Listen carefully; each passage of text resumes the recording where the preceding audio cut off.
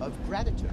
I think that's the biggest deal, right? Like, we've supported that country, and I think it's important when you support somebody that that person comes back and acknowledges that and says, you know, how is it that we should be? It's not just some sort of unilateral way of processing these things. So it's possible that could all be resumed after the meeting? Well, I think we're going there to meet, presumably. I think it'll be a good meeting. I really do believe that. Hopefully that'll be a good signal to the Russians, because they have been proactive too in wanting to get something done here. And I think that's what the president, that's who he is. He's a peace through strength president. The best wars are the wars that never have to get fought. And so if we can solve this and not fight anymore and save lives, that's the aim of President Trump. Does the U.S. Thank you. Does the U.S. approve of U.S. allies continuing to share U.S. intelligence with Ukraine? Well, I read this morning that there might be a suspension of it. So I'm really not sure about that. I'm not sure where we are with John Radcliffe and the DNI. But I would think at some point, hopefully we get things back on track with the Ukrainians and everything resumes. That's what I would hope for. Will the United States now negotiate with any group that takes American hostages? We heard from the ministry and Russia, and they are waiting for the U.S. team to be named. Do we have a timeline and when that could happen and who will be involved in that process? We've been in discussions with the National Security Advisor this morning about who that named team will be. We've reached out to the Russians. We'll let the Ukrainians know as well, and so before we get there, that'll all be a part of it. Sir, will the U.S. now engage with any terrorist group that takes American hostages? Well, I think if you're asking about the reach out that you read about, I think it was the responsibility of the special envoy to actually have conversation and see if anything can be achieved. Unfortunately, what we learned is that Hamas told us they were going to be thinking about it a certain way, and they weren't. So I think that's important information for us to have, and so came the tweet from the president, which is, your behavior is unacceptable. You need to clean up your behavior, and that's where we stand as a government. Steve, can I clarify your answer, your last answer? Could encourage other I don't know whether it was a direct engagement or not. It could have been through a go-between. I just know that the messaging was, we want to see these hostages come home. We're not going to sit here, do nothing, and tolerate these kind of inhumane conditions. They've lived in a terrible situation. By the way, who keeps dead bodies? Who does that? Who keeps people chained up downstairs? Who murders in front of other hostages? What's happened here is intolerable, and it's not going to be tolerated by President Trump. Steve, can I clarify your last answer? Are you saying that what's been paused is just U.S. intelligence direct to Ukraine, or that there was also a pause on the allies sharing intelligence?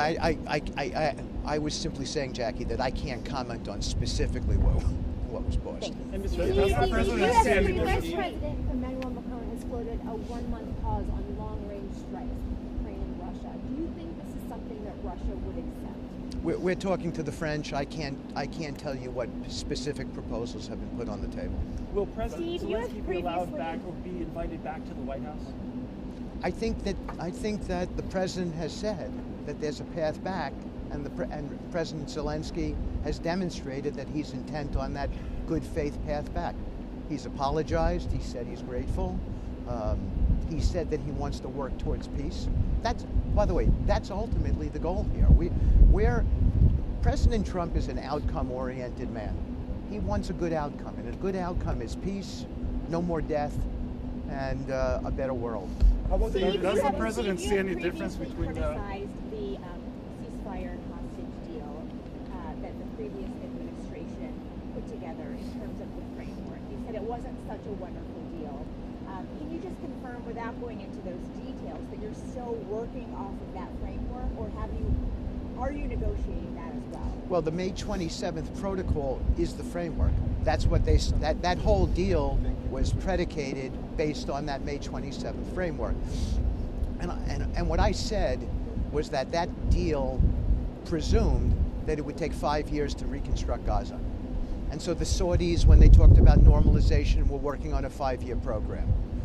Gazans, thinking about coming back, thought that they would go back to their homes in 5 years. And I simply am saying that that's a delusion. and that we need to level set the facts so that people can make proper decisions based on the realities. Now you saw a Wall Street Journal article about 10 days ago that said it's 15 to 20 years.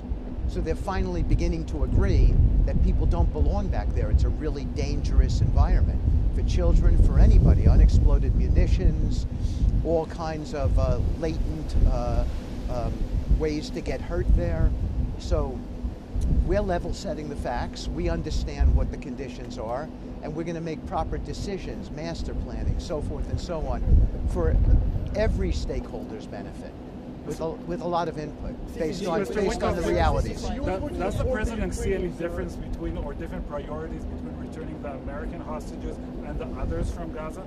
I think the president cares about all lives.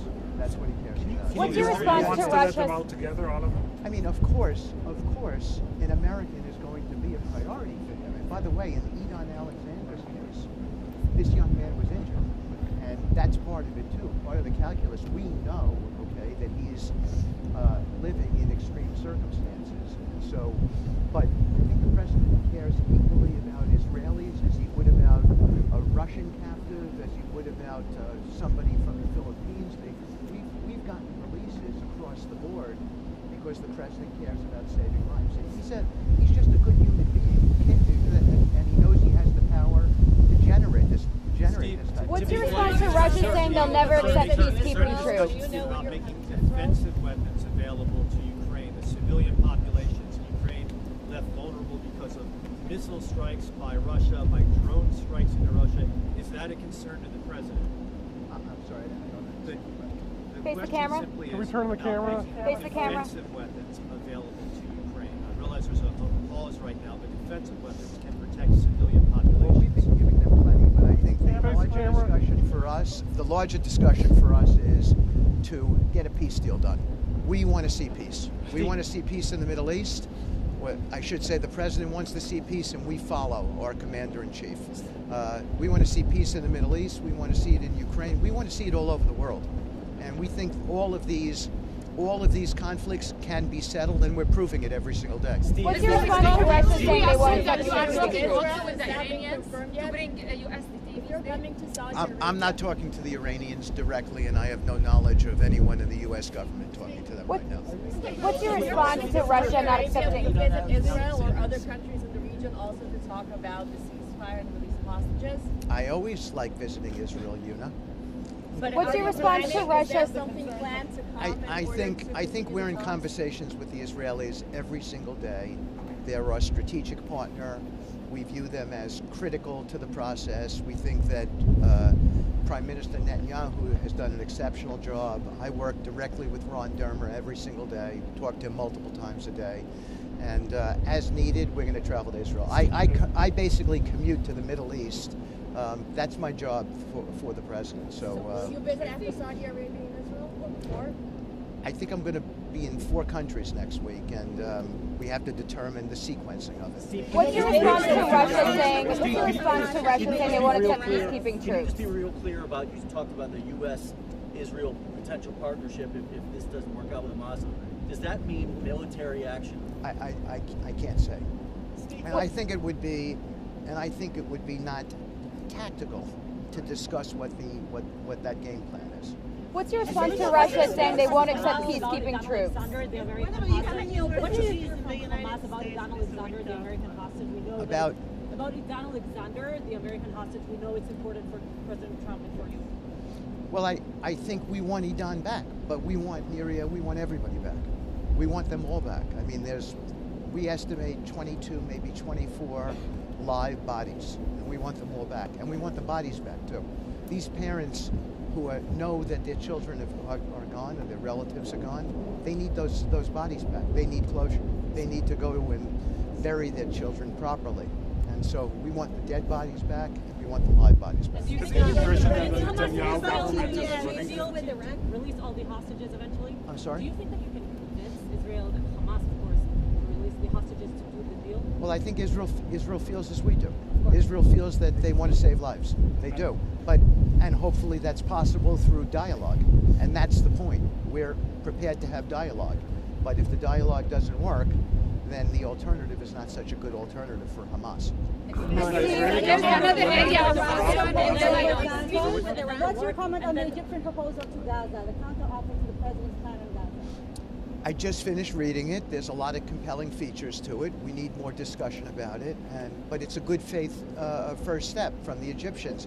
And I think the larger point is that President Trump is now encouraging what he's talking about in Gaza, is now encouraging the people in the Middle Eastern world to present proactive proposals for what we might consider. And that's what we're doing. We're considering. The main principle of allowing Palestinians to remain in Gaza, is the president okay with that?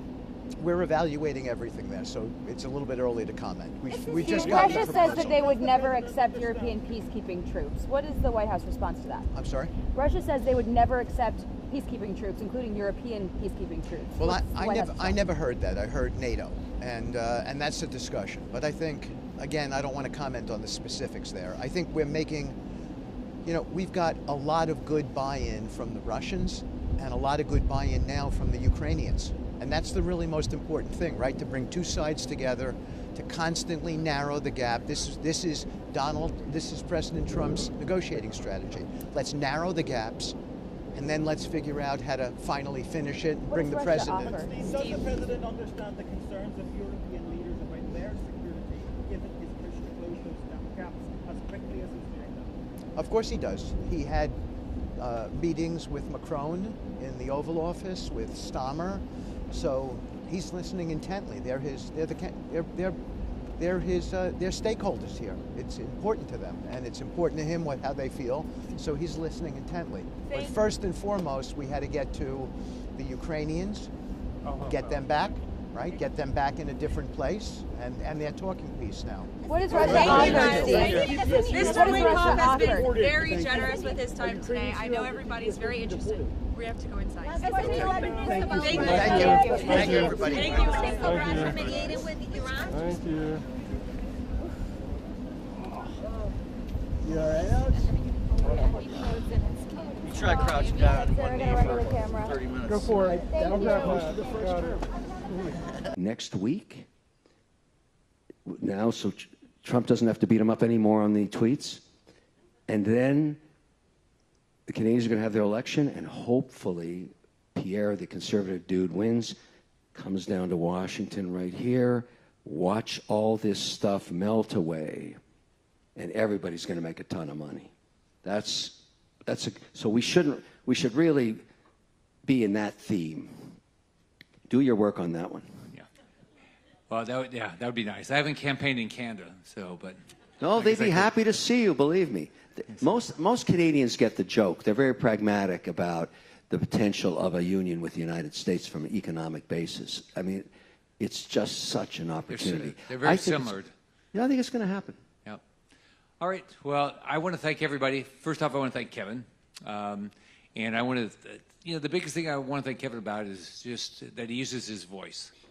Any of us that want to try to get something done, the biggest thing we have to do is we need people out there that are saying the things that make sense, and Kevin's willing to do that. I think if any, like I'm a kid that grew up in public housing. The most important thing to me was a job. Give me a chance to live the dream. So I think Kevin talks about that all the time. I think that's really important. So thanks for doing this, and thanks for what you do every day. Listen, I am honored to be here. I completely support what you do. You keep it simple, and everybody in here understands. You've named this whole thing so appropriately. Yeah. This deal is the whole deal right here, and everybody gets that, and it must be protected every possible way. And I say to you as a lawmaker, does this help advance this? Any policy you do? And if the answer is yes, you drive home. You keep going. That's it. Yeah, keep doing it. All right. Thanks, Kevin. Thanks, everybody, for being here.